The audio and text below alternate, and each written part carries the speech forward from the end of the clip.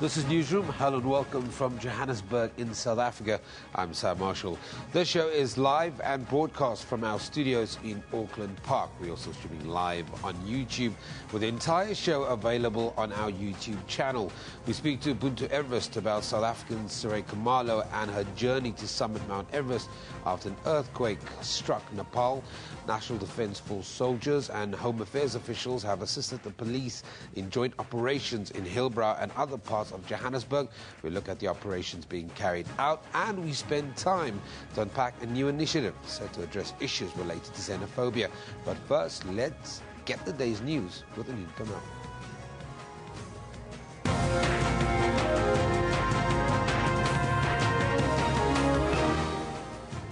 Good morning, I'm Anine Dormal. Let's just have a look at the stories making headlines today. There is still an unconfirmed number of fatalities after a metro rail train collision took place in Johannesburg this morning. A number of people have also been injured after two metro rail trains collided at Denver Station in Johannesburg. Both trains were on their way to Pretoria. As President Jacob Zuma has vowed to clamp down on illegal immigrants, police, soldiers and immigration officials have raided more areas in downtown Johannesburg. During his Freedom Day address to the nation, Zuma promised that criminals will be brought to justice. This, as xenophobia was a central theme as South Africans celebrated 21 years of democratic governance. More than 50 foreign nationals were arrested. We reiterate that none of these complaints can justify attacks on foreign nationals and the looting of their shops. We condemn the violence strongly. The first of the Gift of the Givers rescue team is leaving for Nepal today. This after Nepalese authorities granted the foundation permission to assist with rescue operations following an earthquake that hit the Himalayan nation on Saturday. The death toll currently stands at more than 4,310. The Department of International Relations and Cooperation says 10 South Africans remain unaccounted for in the earthquake-hit Nepal. A search is underway to determine their whereabouts. It has also emerged that there were 45 South Africans in Nepal at the time of the disaster. The funeral service of a murdered Port Elizabeth teacher whose death shocked the nation will be held today. Jade Panyatoi was allegedly abducted outside of her home in Gqeberha last week. Her body was found last Wednesday in an isolated area in Uitenhage. She had been shot 3 times. The bail bid of former Bafana Bafana player Lebogang Morula is expected to take place today. Morula and 2 others will be back in the Boksburg Magistrates Court. The 3 were arrested in April after being found in possession of a jamming device. They were dressed in official Metro Police uniforms at the time. The group allegedly planned on robbing a truck carrying cigarettes on Main Reef Road in Boksburg. And in the United States, Baltimore's governor has declared a state of emergency. Baltimore erupted in violence yesterday as hundreds of rioters looted stores, set buildings on fire and injured at least 15 police officers. This after the funeral of a 25-year-old black man who died after he was injured in police custody. Well, remember, you can find all of those stories on our Newsroom Facebook page. Just search for Newsroom. You can also follow us on Twitter at SABC Newsroom. Sam, back to you. Thanks, Anine. Now, at least 17 climbers are confirmed dead following a 7.8 magnitude earthquake that struck Kathmandu in Nepal at the weekend, causing avalanches on the mountain and surrounding mountain ranges. 45 South Africans are currently in Nepal with an estimated 10 missing. One of these South Africans on Mount Everest is mother and Multiply executive Suraj Khumalo. Suraj is part of the Ubuntu Everest 2015 expedition and is climbing for the Mandela Library project that will build libraries for at least 5 schools. To give us the latest on Suraj's journey is the spokesperson for Ubuntu Everest, Sarita Schultz. Sarita is joining us. She couldn't be in the studio. She's joining us on the line from Pretoria. Sarita, good morning. Thank you very much. What is the latest on Suraj, Sarita? And when was the last time you heard from her? Good morning. I spoke to Sarah yesterday morning when she phoned from base camp.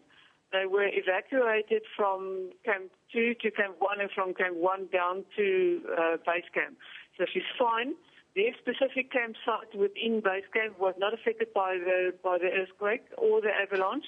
So she is totally fine and happy. I can only imagine, Sarita, that there must be concern around safety now and issues related to that. What is Saray's experience in summiting Mount Everest? Has she done anything of this nature before? Right. Sarah went to Everest last year as well. They had to turn around when there was avalanche a bit higher up on Everest, which I think you can remember there were 16 Sherpas killed. So this year she went back to finish unfinished business, and then now this happened. So yeah, I can imagine she doesn't feel very well about it, but at this stage her safety is wrong, so she is safe. We have also heard that a couple of weeks ago we spoke to another lady, Katlego Leteo, who was also planning to summit Mount Everest. As far as reports are standing now, they haven't been given the go-ahead to start from their base camp. Do you know anything related to that? Are safety officials giving them the word? When are we expecting to hear whether it will be okay for her to start that summit? At the moment, I cannot talk about Katlego. She's on the northern side. She's at base camp. I know. I can only talk about on behalf of Sarah, which is outside base camp. But Sarah, has she been given a go-ahead to summit? We know that from her side, they're still waiting for safety officials to give them a go-ahead. It's expected around later this morning. Do you know anything related to that? No, sorry, I cannot say anything about that because I haven't heard directly from her. The last time I spoke to her was yesterday morning. We will have to now to see what the Nepal government and the tracking companies decide, or if they're going to go ahead. If they're going to go ahead, they have to fix the lines and the ladders on the Kumbo Icefall, which is very unsafe at the moment. So it will be a while. If the decision is taken to go ahead, it will be a while to do so because they have to re-establish that route. Sarita, we know that Sarah's on the Asian trekking side with the group. Has she spoken about any of the other South Africans? In part of your conversation with her yesterday, did that come up? Yesterday, no, but I do know that all of them are safe. There were 10 South Africans on that side, and some of them left base camp already, but Sarah didn't mention any of those. How is her confidence affected by what's happened with the earthquake in Nepal? Is she still steadfast in summiting Mount Everest? Has she spoken to you about just the mood on the ground, how this has affected the tragedy? Her mood is very positive, and Sarah is a very focused person. So whatever I think the government will decide, she will abide by. But if she can go and summit, she will. But at this stage, I cannot answer any of those questions. Okay, thank you very much. Joining us from Pretoria on the line is Sarita Schultz, who is the spokesperson for the Ubuntu Everest, one of the climbers. 45 South Africans reported to be in that part of the world, 10 of them still unaccounted for. One of the South Africans who's doing it for a good cause is Saray Kumalo, who is part of the Ubuntu Everest 2015 expedition. That was just an update on the latest after a 7.8 magnitude earthquake struck Kathmandu in Nepal at the weekend. Now, we continue with that story. Reports say that the 10 South Africans who were on their way to the top of Mount Everest before the earthquake struck are now believed to be either stationed at a base camp while others are stuck en route. A number of injured climbers have been rescued and 70 people have been confirmed dead, but for some of these tough circumstances will not stop them from reaching the top. Now, joining us from our Durban studio is expert mountaineer and owner of Peak High Mountaineering, Gavin Rubenheimer. Gavin, thank you very much for joining us here on Newsroom. You understand the conditions of Mount Everest. You've summited it twice. You understand how harsh those conditions can be. For anybody who's attempting this, what kind of scenarios and what kind of conditions are we actually talking about? Good morning. Yes, I can't actually say that I've climbed Mount Everest twice. I haven't been there. but I can say something of what the conditions might be like up there at the moment. I wouldn't like to comment on individuals or individual expeditions of what's going on, but I would say that there are probably three separate kind of hazards which they have to encounter at the moment, and one is that the Khumbu icefall has been destroyed by this avalanche. Now, that's the line of communication between base camp and Camp 1 and Camp 2 and so on. And without that line of communication, without food supplies and oxygen, etc., going up there, that would be a major problem. In terms of the avalanche which hit the base camp and injured and killed several people there, and I believe there have been avalanches higher up the mountain, which would be normal in these situations. The other problem is that, unlike any other mountain rescue operation on Mount Everest, because of the altitude, the aircraft can't land there very easily. Now, Mount Everest Base Camp is at 5,300 meters, and most aircraft can hardly land at that altitude. And I've seen images. There are aircraft going in and out of base camp, but that would be still a very hazardous flight in for the aircraft. And then thereafterwards, to evacuate people from camps higher up the mountain, it is possible. It has been done, but it's very unlikely. And conditions have to be absolutely perfect. You've got to have a pilot that knows exactly what they're doing. Gavin? And thirdly, yes, sorry? Yeah, I was just going to, sorry for interrupting you there. You haven't summited Mount Everest, but you've been involved in rescue operations involving other climbers. What does that do to the psyche once you've been involved or you've heard of other climbers being injured? You're in a situation where some of these climbers are finding themselves now where you're not 100% sure what is happening. In some instances, communication is down. Where do you have to go emotionally or mentally to make sure that you stay in a safe place?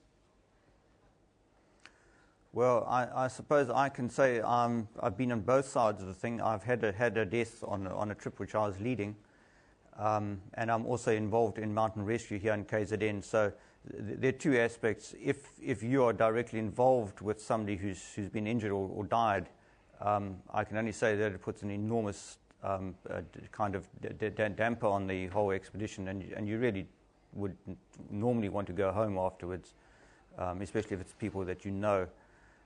From the mountain rescue point of view, what's happening on Mount Everest right now is it will be a huge operation to get people out, but it's virtually outside of the realms of normal mountain rescue protocols of how you evacuate people out of that situation.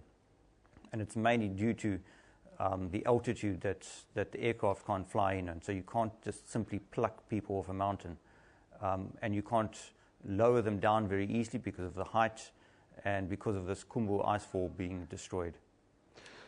If you're finding yourself in a situation where you are halfway up or you've left base camp and you've heard of the avalanche destroying base camp, what is the likely scenario then? What are you trained as a climber to then do? Do you try and reach the top and scale down on the other side? Do you foxhole yourself? What do you do?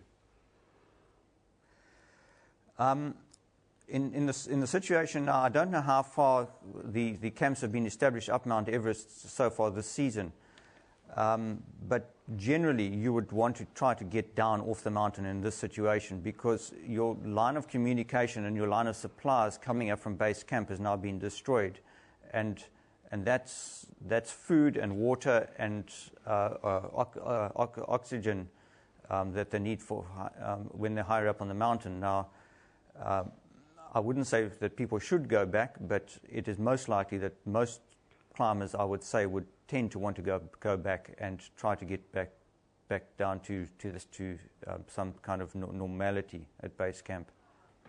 Gavin, we're going to leave it there, but thank you very much for joining us from Durban Studios. That is Gavin Rubenheimer, who is the owner of Peak High Mountaineering and also involved in many rescue operations in the KZN area. Now, let's take a look at your tweets. Please remember to send us your views on Twitter at SABC Newsroom. This comes from Vicky, who says, everything will be all right. Hashtag Nepal earthquake, and that's hashtag office building, and of course in response to the 7.8 magnitude earthquake that struck that part of the world.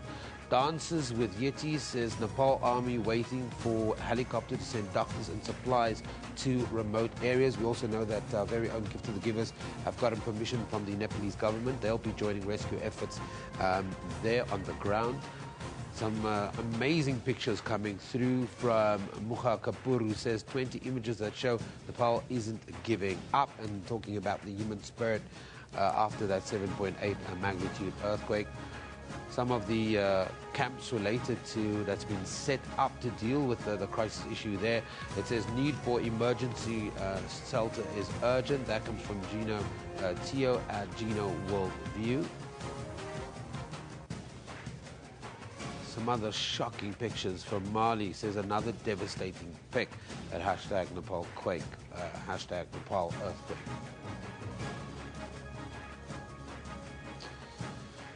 Okay, now Baltimore descended to chaos yesterday as hundreds of rioters looted stores, burnt buildings, and injured at least 15 police officers following the funeral of a 25-year-old black man who died after he was injured in police custody. This is, of course, our viewer pick of the day. The riot broke out just a few blocks from the funeral of Freddie Gray and then spread through much of West Baltimore in the most violent U.S. demonstration since arson and gunfire in Ferguson, Missouri last year. And the picture of today comes from Dave Weigel. The picture was taken in the corner of North and Fulton Avenue. Let's now take a look at the front pages from around the globe. Starting in Europe, the Wall Street Journal on the Baltimore riots, looting and violent unrest engulfed swaths of the city Monday, thrusting it into upheaval just hours after thousands of people attended the funeral for Freddie Gray, a 25-year-old black man who died in police custody earlier this month. Also in the USA Today leads with that story as 15 police officers were injured and 2 remain hospitalized last night.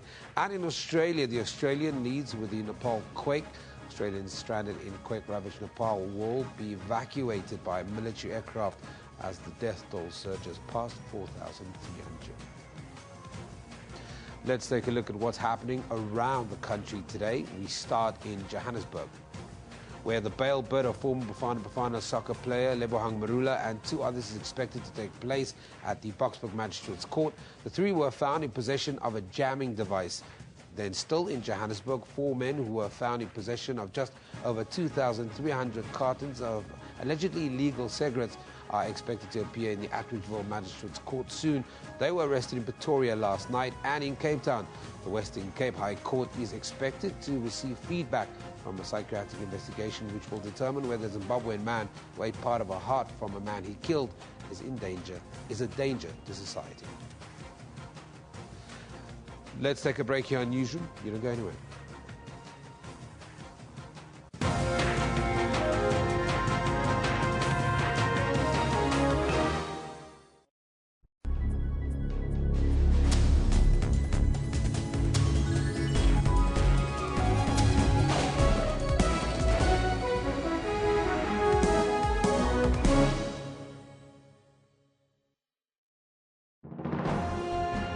Zoom into Africa. This is Ghana. The president is Mr. John Dramani Mahama. Ghana got independent from the United Kingdom on 6 March in 1957. The population is more than 25 million people. One of Ghana's major languages spoken is English. Monetary unit is cedi.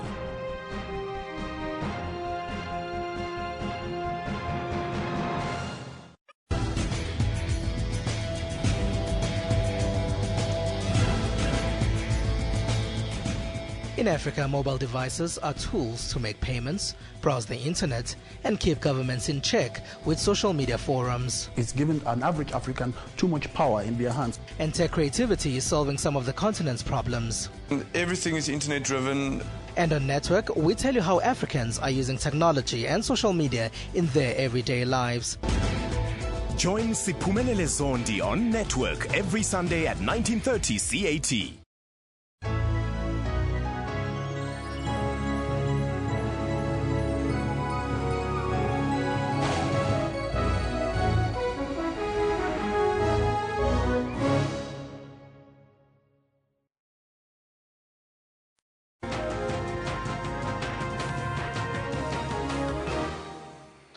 Welcome back. You're watching Newsroom. Thank you for choosing to stay with us. Now, National Defence Force soldiers and Home Affairs officials have assisted the police in a joint operation in Hillbrow and other parts of Johannesburg. The operation formed part of a multi-pronged intervention to curb xenophobic attacks. It follows raids on hostels last week. More than 50 foreign nationals were arrested as President Jacob Zuma vowed to clamp down on illegal immigrants yesterday. During his Freedom Day address to the nation, the president promised that criminals will be brought to justice. I'm now joined by police spokesperson Lungelo Dlamini, who will share his insight. So thank you very much for joining us here in Newsroom. Let's get into it. Maybe the original reason for police conducting raids on searches on foreign nationals and hostels. What have you identified at hostels that police needed to address? It was a crime intelligence information that led us to raid the hostels, but we have got routine crime operations that are going on. We are conducting those operations. We are using the officers that are also monitoring the attacks on foreign nationals. Those officers, we cannot let them to idle, but to do crime prevention operations. This is a joint operation between police and soldiers. And so how does that operation strategically work on the ground? It is a joint operation. We are doing stop and search operations. We are also doing block operations where we take some certain streets, so we put them into a block and then we search in all those areas. The main objective of this search is to recover drugs, firearms, and all other criminal activities. Is it also to check for passports and who is here legally and illegally in the country? Whilst the operations are continuing, you find that some of the people who have got no proper documents, they do sometimes, when they see the police, they run away, and then when we catch them, it's when we establish that they don't have proper documents to be in the country. In our operations, we are also conducting these operations with the Home Affairs officials. They are the people who check them to establish if they are legal in the country or illegal. You say that the aim is crime prevention and to end xenophobic attacks. Are you succeeding in the mission? We are continuing with the operations, and yesterday at Hillbrow, we arrested it's more than 50 undocumented people.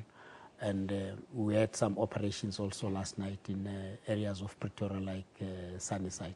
We'll be waiting for the results, what had happened there. But we'll be continuing with these operations.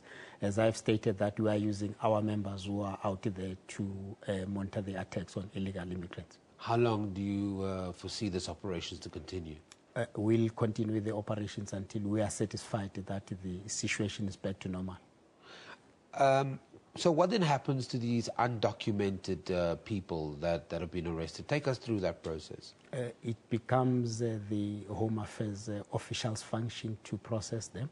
When they are illegal in the country, they are taken to Lindela where they are being deported.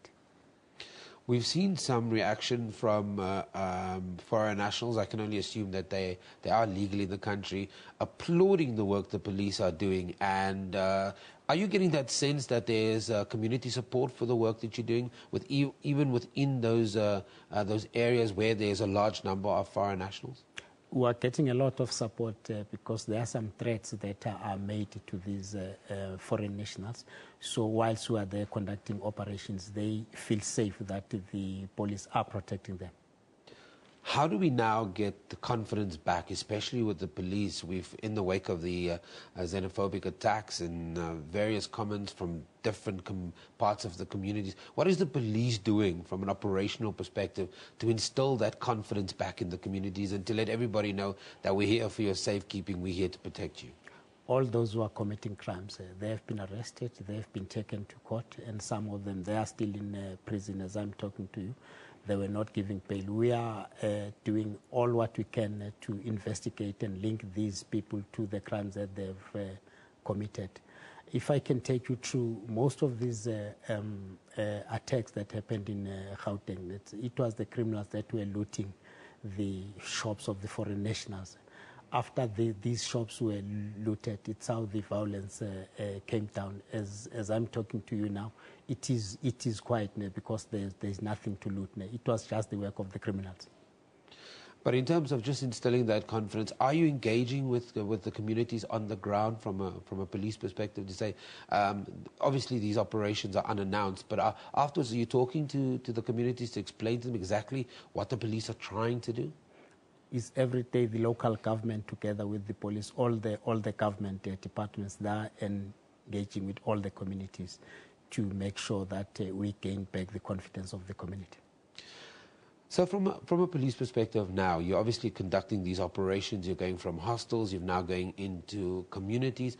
What is next? I mean, we're still talking in many sectors of society that this is almost reactionary from the police in the wake of what the president's saying, but there has to be some kind of measure after these operations are conducted to make sure that we in some way control illegal foreign nationals in our country, but also let community members know on the ground that the police are the people to turn to.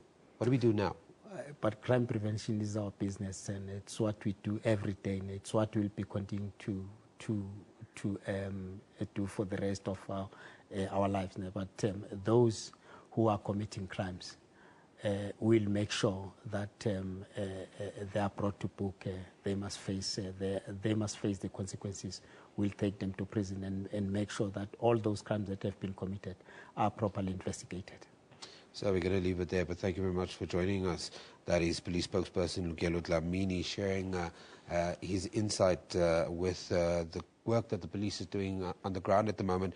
National Defence Force soldiers, Home Affairs officials have joined the police in joint operations in a multi-pronged approach to not only looking at raiding hostels, but also checking on foreign nationals that might be in the country illegally. Now, recapping on the news making headlines, as President Zuma vowed to clamp down on illegal immigrants, police, soldiers and immigration officials raided several areas downtown in Johannesburg. They arrested more than 50 foreign nationals. Dawn raids aimed at tracking down illegal immigrants. Thousands pour over the country's borders in search of a better life, some illegally. Mayfair and Hillbrow residents were woken by piercing sirens. Soldiers and police conducted stop and searches. We managed to arrest about 50 undocumented people. They will be processed at Hillbrow by the Home Affairs officials and taken to London. Foreigners living here say they welcome law enforcement authorities into their community as it will help them identify criminals and illegal immigrants amongst them. The operation, we are happy with them to do like this, and the people, they must have the legal, and the people they used in the country before also, they must get a proper paper. The operation is perfect because the police and the forces are doing their work. And then it is, if it is supposed to be doing their job, it's not only supposed to be when you are doing the Somalian community or a certain area where the foreigners reside. We expect this kind of operations to be in the location more. That's where we need more security. Police say these raids are a rolling operation meant to keep the lid on runaway immigration. Siwangile Mgani Polweni, SABC News, Johannesburg. The xenophobic attacks that broke out around South Africa have had a negative impact on our economy and has affected communities across the country. But I Am Africa is partnering with United Nations and the South African government to create a preventative plan in order to create a change in the nation. Joining me now in studio is a representative for I Am Africa, Marcus van Wyk, I should say. Marcus, good morning. Thank you very much for joining us. Good morning, Sam. Thank you. Talk to me about this preventative plan now, because you've got the United Nations involved, the South African government, and what is the dialogue or the actions we need to put in place to make sure that this preventative plan works? And I think we just take a step back. When this whole xenophobia thing erupted, we had the silence from our leaders, and a few ordinary people in South Africa said, what can we do? And about a week ago, a few of us got together and said, what can we do as ordinary people? And you said, and the concept I'm Africa came about. And has grown in such leaps and bounds across the country. We're saying, how can we get involved? And so I'm Africa is a movement about ordinary people that want to transform Africa. But with that said, we're saying it's not just about the protests and the marches, but we're asking what happens beyond the marches. And so that's why we're speaking to every stakeholder in this country, saying government, United Nations, and saying, besides your disaster response, what are we going to do beyond the marches and the protests to say, how do we address the underlying issues? How do we address the underlying issues? And this is the thing. We're celebrating 21 years in South Africa. And when the xenophobic stuff erupted, it was just a catalyst of underlying issues that's simmering in our country. People are frustrated and angry. People are saying, where are our leaders? Where are the plans that were promised and the promises that were made so many years ago? But as I'm Africa, as the ordinary people, if I could say this, is that, in fact, actual fact, people are saying, we don't know what to do. What can we do? And so we're saying, how do we start the conversations? The conversations are happening already and saying, how can we, from community to community, make the differences that we need in our country? Marcus, I think a big part of, and maybe it's not an issue right now, but at some point it will be, that after all of this, the news has died down, we move on to the next story, that we will yet again fail to address the xenophobia issues. Nobody expected after 2008 for it to rear its head this way. How do we make sure that it continues to be a discussion in the media space, in public public platforms, that people engage with each other, and that this dialogue continues, and that action well beyond it's no longer a newsworthy story? And I think this is the reason why I'm Africa came about, in saying, from an awareness point of view, what are the touch points? Because we know about the media. We react to stuff that happens. But as South Africans, we tend to, when I asked somebody the question this morning about when they heard about xenophobia, they said, no, the violence has died down, we can go back to normal. And that's the thing, we cannot go back to business as usual. And we have this thing happening in our country where things happen, people just continue on with their lives, but nobody addresses the issue. So from a media perspective, we're saying, how do we then utilize, we've got individuals who's in the media space, we've got whether people's in government, how do we keep the conversation on top of the agenda? And so that's why we're speaking to the United Nations, we're speaking to government, saying, what are your plans? And we're saying, but do your plans speak to people on the ground? And so where does I'm Africa fit into that? So let's say it's clear that South African government has plans. The United Nations in one form or another has talked about the issue. We even heard the Secretary General Ban Ki-moon making reference to it. How does I'm Africa play a part in making sure that whatever those plans are gets successfully implemented at a ground level, or at least that there is, at a grassroots level, people are engaging? And this is the thing, when 94 happened, we had the peace structures in our communities, where communities were actively engaged in ensuring that our country doesn't evolve into civil war. And we achieved that, but those peace structures were removed after 1994. And so one of the things that we're looking at is a national mechanism to ensure that those peace structures or community structures are reformed and mobilized to keep the conversation. And this is the thing, we as South Africans don't know each other. And so we're saying at a grassroots level, how can we share our stories and help each other address the issues? Poverty, unemployment, and inequality. Those are the things that we're dealing with. We've got political liberation, but we're struggling now. Where's our economic liberation? So all those things factor into addressing the underlying issues of xenophobia. What is the rollout plan now for I'm Africa? I think we have a four-pronged approach. Initially, it was the response and the reaction to people being displaced, getting support to them. And so the first one is awareness. And the awareness is, and the reason why we chose green was because in military terms, a green zone is a safe zone. And so we're saying we want to flood this nation with green ribbons, whether it's on the lamppost, tree posts, wherever. We've developed posters. But it's not just about the posters, engaging people and saying, keeping the conversation at the forefront of all our conversations. If we leave the studio, Sam, guess what? I'm going to be talking to you about it. Whether in government, we can't wait on our leaders. We as individuals and ordinary citizens of Africa, and I'm not just saying South Africans, we have a responsibility to keep it the conversation going at all times. Marcus, we're going to leave this conversation for now, but we will continue to engage with you. It's Marcus van Wyk from I Am Africa, and they're partnering with the United Nations and the South African government to create a preventative plan in order to create a change in the nation.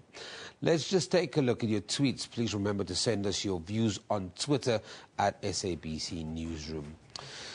Today's tweets, they're all about the Baltimore riots. It comes from Saya Muat, who says, all the hashtag Baltimore riots do is increase racial and overall conflict.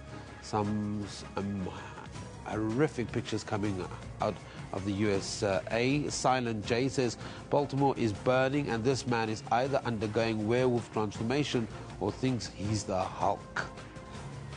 In relation to the picture, there's one from Paulie Hussein who says, this is the face of 50 years of destruction of the black family by the hashtag DNC, hashtag Baltimore riots. Some amazing, some interesting, some hectic pictures coming out of Baltimore. This comes from Paras, who says, hashtag Baltimore, jet black trying to turn everything into black. Do they also need Alex Sober?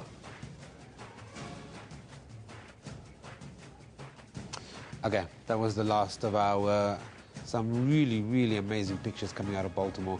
Today's tweet of the day is also on the riots on Baltimore, and the tweet comes from Marini Cabrera. She says, since when was violence ever the answer? Break the cycle, people. Rise above it and do some good in this world. Hashtag Baltimore riots. Now let's take a look at what's happening on your Newsroom Facebook page today. Agriculture Minister Nzeni Zokwana is calling for peaceful coexistence between South Africans and foreign farm workers. Zokwana addressed farm workers, farmers and some local traditional leaders on farms outside Zanin in Limpopo. Then pro-government armed groups in Mali seized the northern town of Manaka from Tuareg separatists yesterday during fierce fighting. And the Gift of the Givers Foundation says Nepalese authorities have granted it permission to travel to the country to assist with rescue operations following an earthquake that hit the Himalayan nation on Saturday. You can find all of these stories and more on our Newsroom Facebook page, or visit our SABC website at www.sabc.co.za/news. We take a break here on Newsroom. You don't go anywhere.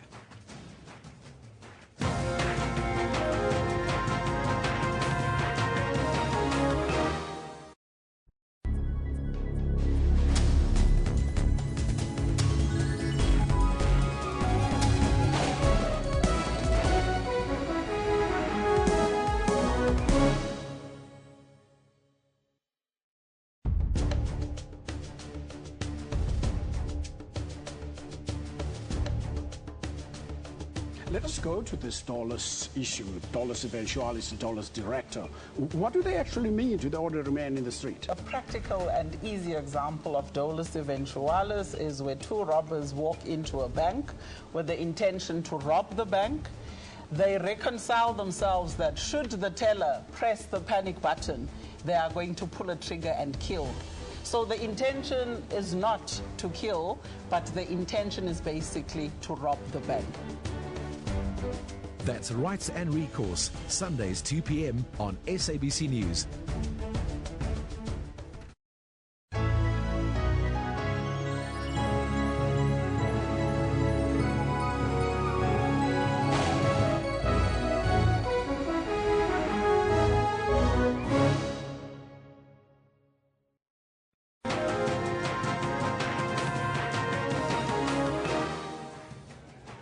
Welcome back. You're watching Newsroom on SABC News. Let's just have a look at the stories making headlines today. One person has died after two metro rail trains collided at the Denver station east of Johannesburg. At least 90 commuters have been injured, one of them critically. The cause of the collision is still unknown. Paramedics are on the scene. Both trains were on their way to Pretoria.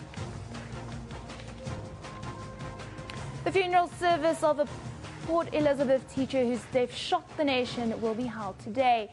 Jade Panyatoi was allegedly abducted outside of her home in Kabeja last week. Her body was found last Wednesday in an isolated area in Mountaineering. She had been shot 3 times. And the first Gift of the Givers rescue team is leaving for Nepal today. This afternoon, Nepalese authorities granted the foundation permission to assist with rescue operations following an earthquake that hit the Himalayan nation on Saturday. The death toll currently stands at more than 4,300. 10 South Africans remain unaccounted for in Nepal. Well, remember, you can find all of those stories on our Newsroom Facebook page. Just search for Newsroom. You can also follow us on Twitter at SABC Newsroom. Sam, over to you. Thanks, Anine. Now, as Burundi heads towards its national elections, protests have broken out in the capital despite the government banning gatherings for or against President Pierre Nkurunziza's decision to run for a third term. Communities and organizations say that Nkurunziza's decision to run violates the Arusha Agreement of a two-term policy. Elections are scheduled for the 26th of June, but failure to conduct free and fair elections could prompt further violent outbreaks. So far, protests have left 8 people dead, while over 15,000 people have fled to Rwanda to seek refuge. Now, the United Nations Refugee Agency has set up a number of camps to assist the many heading across the border. Joining us on the line from Rwanda is the United Nations Refugee Agency representative, Mr. Saber Azam. Sir, good morning. Thank you very much for joining us on Newsroom. And can you give us a sense of the situation on the ground as we speak? Well, as of last night, according to the government of Rwanda, some 21,000 people have crossed the border. We received them together with the government and other aid and UN agencies at 2 reception centers in the 2 different districts before transporting them to the newly established camp, which is at the extreme southeast of the country. So far, some 5,000 people have been transferred to the camp. The remaining population who cross the border are still in the reception areas, but we do reach them in terms of food, shelter, water, and other needs that they have. 21,000 people have crossed the borders into the 2 reception camps. 5,000 people have been transported to the main camp. In terms from an operational structure, how many people have you accommodated for, and when do you think those numbers will be reached?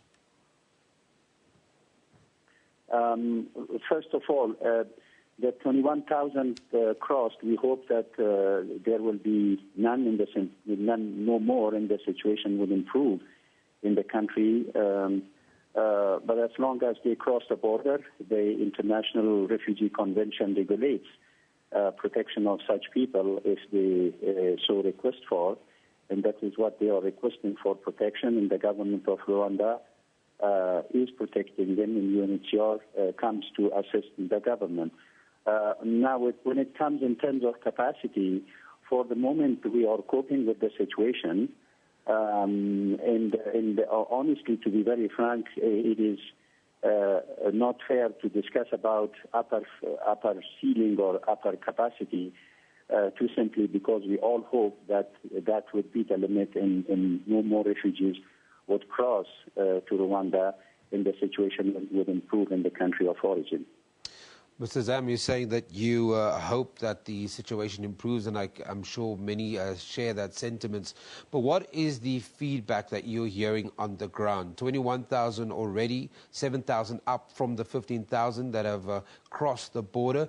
As the United Nations Refugee Agency, are you expecting any more? Should more people come, of course, this is our responsibility, and primarily the responsibility of the government of Rwanda, but with UNHCR assistance, to reach to the needs, to the protection and basic needs of these people. So here we would, if more people cross, we would restrict our obligation and we would reply to our obligation. That's all I can say. But as far as the situation in the country of origin is concerned, I'm not in a position to comment on that. What are some of the challenges you're facing on the ground, sir, as we speak, in terms of sanitation, food and medical supplies and related to the refugee camps? This is true. I think that the main challenges that we have is the health condition of these individuals. They cross the border on foot. They come with very little equipment and belongings, food, clothing, health facilities. They are also coming from areas that are very much malaria-affected areas. But as I said, UNHCR, the government of Rwanda, and other humanitarian and UN agencies are reaching to the needs of these people. While these elections are still underway and there's so many talk around the stability of these elections, are there any talks of plans to reintegrate the asylum seekers?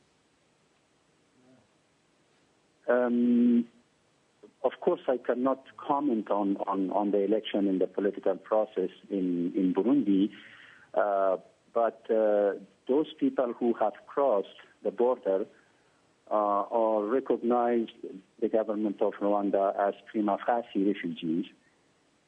This means that the situation in the country of origin is such that those who come and seek protection in the neighboring country are legitimate refugees. So we're going to leave it there, but thank you very much for joining us. That's Mr. Saber Azam, who's from the United Nations Refugee Agency, talking to us about the 50,000 people that have fled from Rwanda to seek refuge. Let's take a look at what you say on the social media. Please remember to send us your views on Twitter at SABC Newsroom. Our comments are about Burundi. Let's take a look at them. This comes from Headboy, who says, but you Kenyan mates of mine are funny. You are concerned about Baltimore, yet hashtag Burundi is on the verge of dying. That comes from Headboy. Another one from Adriana says, praying for hashtag Burundi, hashtag Nepal, and hashtag Baltimore tonight. My heart is breaking just watching all of this chaos unravel. Then Padinga says, if you are more concerned about Baltimore than you are about hashtag Burundi, I will also heavily question your concern about hashtag South Africa. Just maybe talking about priorities. And from Anonymous, it says, hashtag Burundi censors radio stations and arrests human rights activists, hashtag Black Lives Matter. That's just some of your tweets and comments related to the issues that are unfolding in Burundi. Now, many people use Freedom Day to bandage the wounds of xenophobia that reflected on the attacks that have taken place over the last few weeks.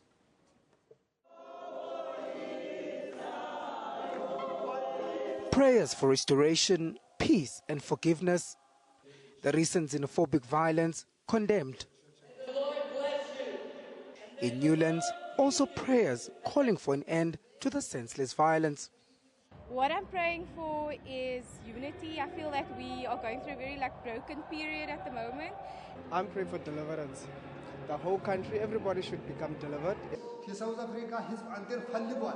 Northern Cape, similar echoes. Those people has not come to steal our things. They also come to create jobs for the other people, those who don't have jobs. They bring the business to us, and they are here to help us.